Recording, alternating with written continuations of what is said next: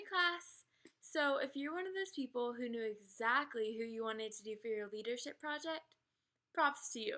But I was not one of those people.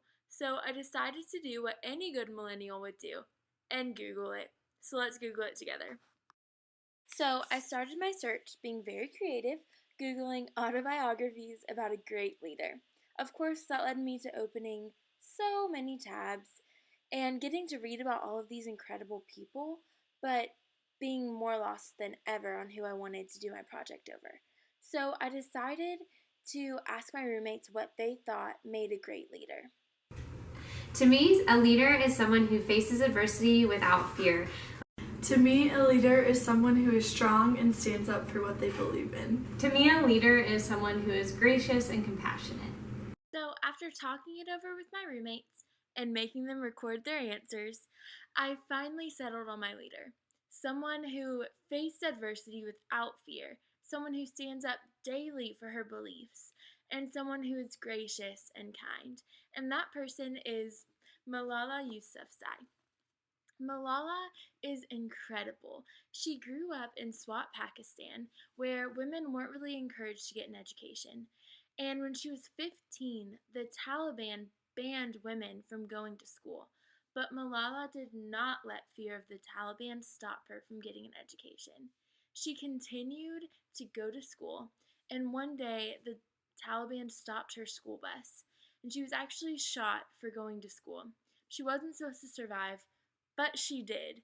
She survived and she continued to fight for the right of education for all children. In this fight, she became the youngest person ever to win a Nobel Peace Prize.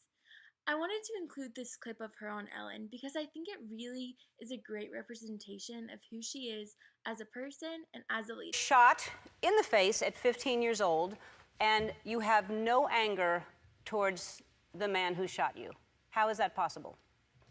I think they made a big mistake because I was fighting for the right of education right from the beginning when the Taliban stopped girls from going to school. But I had this little bit of fear that what would happen to me, how would I feel if someone attacks me. But after that incident when I was attacked, that fear just went away. And as I said in my speech at the United Nations, that my weakness, my fear, and my hopelessness died on that day. And I became stronger than before. And now I strongly believe that nothing can stop me in this mission, in this campaign of education to say that girls deserve the right to go to school. I love that clip because I think it really just shows the kind of leader that Malala is. She's a transformational leader because she uses her past experiences to motivate and inspire people to join her mission and make sure that children have a right to education. She started a fund called the Malala Fund, which starts schools in areas where women and children are deprived of education. I think that by using her experiences to make sure that what happened to her doesn't happen to anyone else, that's what makes a great leader, and that's why I chose Malala.